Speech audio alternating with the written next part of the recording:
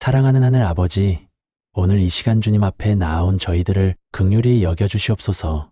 마음의 불안과 걱정을 안고 힘들어하는 성도님들에게 주님의 평안을 허락하여 주시고 오늘 전하는 말씀을 통해 참된 위로와 소망을 얻게 하여 주시옵소서.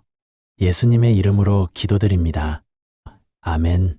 여러분, 오늘 이 말씀을 듣고 계신다는 것은 혹시 지금 마음이 불안하고 답답하신 건 아닌지요? 밤에 잠을 이루지 못하고 이런저런 걱정들이 머릿속을 가득 채우고 있지는 않으신가요? 자녀들 걱정, 건강 걱정, 경제적인 어려움 또는 막연한 불안감이 마음을 짓누르고 있지는 않으신지요? 오늘 제가 여러분께 전하고 싶은 말씀은 바로 이런 불안한 마음을 다스리는 하나님의 말씀입니다. 우리가 살아가면서 불안을 느끼는 것은 너무나 자연스러운 일입니다. 우리는 연약한 인간이기 때문입니다. 하지만 하나님께서는 우리가 그 불안 속에 계속 머물러 있기를 원치 않으십니다. 요한복음 14장 27절에서 예수님께서는 이렇게 말씀하셨습니다. 평안을 너희에게 끼치노니 곧 나의 평안을 너희에게 주노라. 내가 너희에게 주는 것은 세상이 주는 것과 같지 아니하니라. 너희는 마음에 근심하지도 말고 두려워하지도 말라. 이 얼마나 위로가 되는 말씀입니까?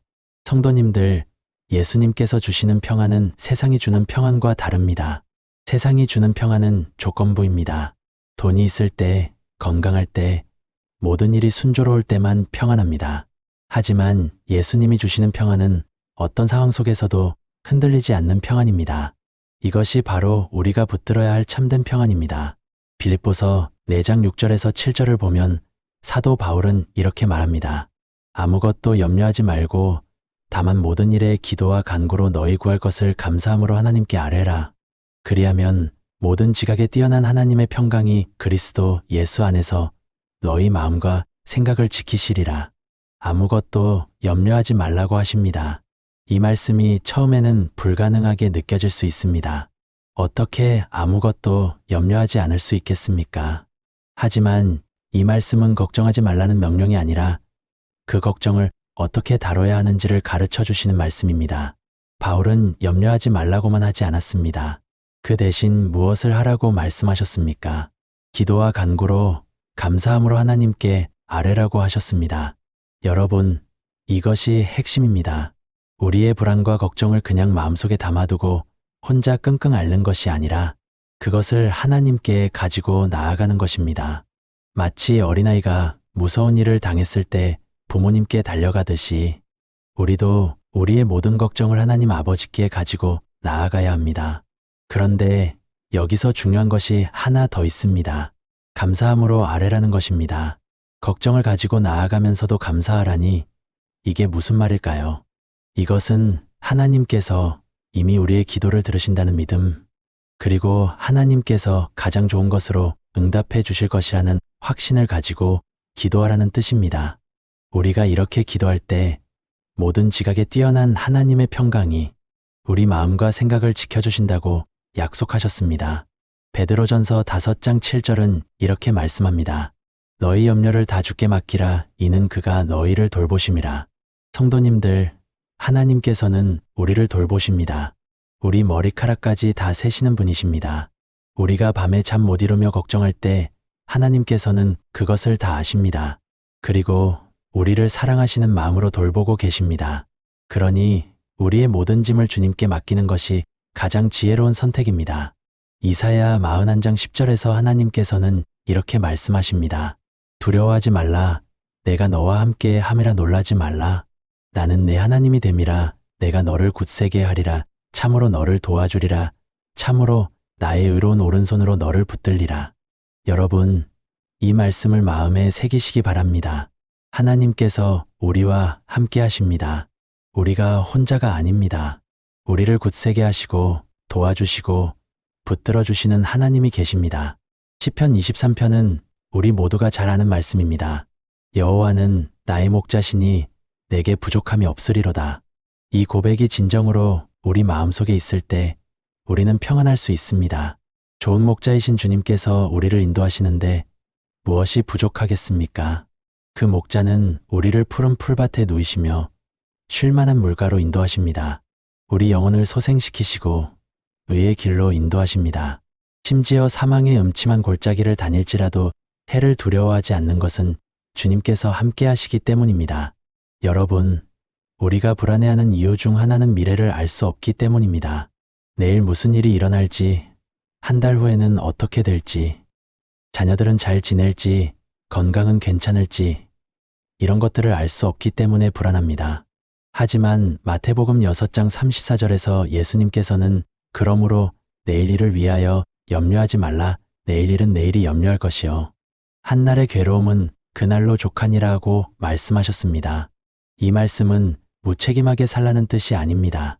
우리가 할 수 있는 준비는 하되 우리가 통제할 수 없는 미래에 대해서는 하나님께 맡기고 오늘을 충실히 살라는 뜻입니다. 오늘 하루 하나님께서 주신 은혜로 감사하며 살아가는 것입니다. 내일 일은 내일의 하나님께서 책임지실 것이고 오늘은 오늘의 하나님께서 우리와 함께 하십니다. 시편 46편 1절에서 2절은 이렇게 선포합니다. 하나님은 우리의 피난처시여 힘이시니 환난 중에 만날 큰 도움이시라. 그러므로 땅이 변하든지 산이 흔들려 바다 가운데에 빠지든지 바닷물이 솟아나고 뛰놀든지 그것이 넘침으로 산이 흔들릴지라도 우리는 두려워하지 아니하리로다. 이 얼마나 담대한 고백입니까? 세상이 흔들리고 모든 것이 무너질 것 같아도 하나님께서 우리의 피난처가 되어주시기 때문에 두려워하지 않는다는 고백입니다. 성도님들, 우리가 불안할 때 해야 할 일이 있습니다. 바로 말씀을 붙드는 것입니다. 하나님의 말씀은 우리 발의 등이요 우리 길의 빛입니다. 어두운 밤길을 걸을 때 등불이 필요하듯이 불안하고 답답할 때 우리에게는 하나님의 말씀이 필요합니다. 말씀을 읽고 묵상하고 암송하면서 우리의 생각을 말씀으로 채워나가야 합니다. 로마서 8장 28절은 우리에게 큰 위로를 줍니다. 우리가 알거니와 하나님을 사랑하는 자, 곧 그의 뜻대로 부르심을 입은 자들에게는 모든 것이 합력하여 선을 이루느니라. 모든 것이 합력하여 선을 이룬다는 말씀입니다. 지금 우리에게 일어나는 일들이 힘들고 이해되지 않을 수 있습니다. 하지만 하나님께서는 그 모든 것을 통해 선한 계획을 이루어가고 계십니다. 우리가 지금은 볼 수 없어도 하나님께서는 큰 그림을 그리고 계십니다. 잠언 3장 5절에서 6절은 이렇게 말합니다. 너는 마음을 다하여 여호와를 신뢰하고 내 명철을 의지하지 말라. 너는 범사의 그를 인정하라. 그리하면 내 길을 지도하시리라. 우리의 제한된 지혜와 이해로는 상황을 다 파악할 수 없습니다. 그래서 불안한 것입니다. 하지만 전지전능하신 하나님을 신뢰하고 그분께 맡길 때 그분께서 우리의 길을 지도해 주십니다. 이사야 26장 3절은 주께서 심지가 견고한 자를 평강하고 평강하도록 지키시리니 이는 그가 주를 신뢰함이니이다 라고 말씀합니다. 평강의 비결이 무엇입니까? 주님을 신뢰하는 것입니다. 우리의 마음을 하나님께 고정시키고 그분을 바라볼 때 주님께서 우리를 평강 가운데 지켜주십니다. 여러분, 불안할 때 우리가 해야 할 또 하나는 찬양입니다. 사도행전 16장을 보면 바울과 실라가 감옥에 갇혔을 때 한밤중에 기도하며 찬송했다고 기록되어 있습니다. 그들의 상황은 절망적이었습니다. 매를 맞고 감옥에 갇혔으니까요. 하지만 그들은 찬송했습니다. 그리고 하나님께서 지진을 일으키셔서 감옥 문을 여시고 그들을 구원하셨습니다. 찬양은 우리의 시선을 문제에서 하나님께로 옮겨놓습니다. 찬양할 때 우리는 하나님의 위대하심과 신실하심을 다시 기억하게 됩니다. 시편 42편 5절에서 시편 기자는 자기 영혼에게 말합니다. 내 영혼아 내가 어찌하여 낙심하며 어찌하여 내 속에서 불안해하는가. 너는 하나님께 소망을 두라. 그가 나타나 도우심으로 말미암아 내 하나님을 여전히 찬송하리로다. 우리도 우리 자신에게 이렇게 말해야 할 때가 있습니다. 왜 낙심하는가? 왜 불안해하는가? 하나님께 소망을 두라고 말입니다. 고린도후서 4장 8절에서 9절을 보면 우리가 사방으로 우겨쌈을 당하여도 쌓이지 아니하며 답답한 일을 당하여도 낙심하지 아니하며 박해를 받아도 버림바 되지 아니하며 거꾸러뜨림을 당하여도 망하지 아니하고라고 말씀합니다. 성도님들, 우리가 어려움을 당할 수 있습니다. 하지만 그 어려움이 우리를 완전히 무너뜨리지는 못합니다. 왜냐하면 우리 안에 하나님의 능력이 있기 때문입니다. 예레미야 29장 11절에서 하나님께서는 여호와의 말씀이니라 너희를 향한 나의 생각을 내가 아나니 평안이요 재앙이 아니니라 너희에게 미래와 희망을 주는 것이니라고 말씀하십니다. 하나님께서 우리를 향해 가지고 계신 생각은 평안입니다. 재앙이 아닙니다. 우리에게 미래와 희망을 주시려는 것입니다. 이 말씀을 믿으시기 바랍니다. 히브리서 13장 5절에서 6절은 돈을 사랑하지 말고 있는 바를 족한 줄로 알라 그가 친히 말씀하시기를 내가 결코 너희를 버리지 아니하고 너희를 떠나지 아니하리라 하셨느니라. 그러므로 우리가 담대히 말하되 주는 나를 돕는 이시니 내가 무서워하지 아니하겠노라 사람이 내게 어찌하리요라고 말씀합니다. 하나님께서는 우리를 결코 버리지 않으시고 떠나지 않으십니다. 이것이 우리가 담대할 수 있는 이유입니다. 성도님들, 불안은 우리를 고립시키려고 합니다. 혼자 있게 만들고 아무도 나를 이해하지 못한다고 생각하게 만듭니다. 하지만 우리는 혼자가 아닙니다. 하나님께서 함께 하시고 성령님께서 우리를 위로하시며 예수님께서 우리를 위해 중보 기도하고 계십니다.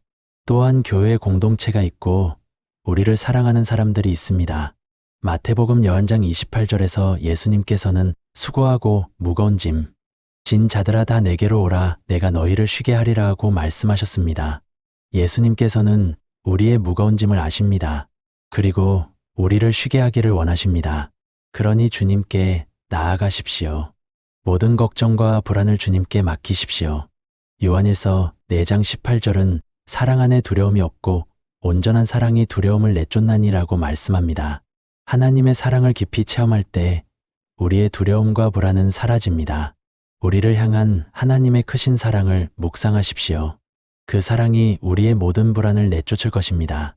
시편 91편 1절에서 2절은 지존자의 은밀한 곳에 거주하며 전능자의 그늘 아래에 사는 자연하는 여호와를 향하여 말하기를 그는 나의 피난처여 나의 요새여 내가 의뢰하는 하나님이라 하리니라고 말씀합니다. 하나님의 품 안에 거할 때 우리는 안전합니다. 그분이 우리의 피난처여 요새이십니다.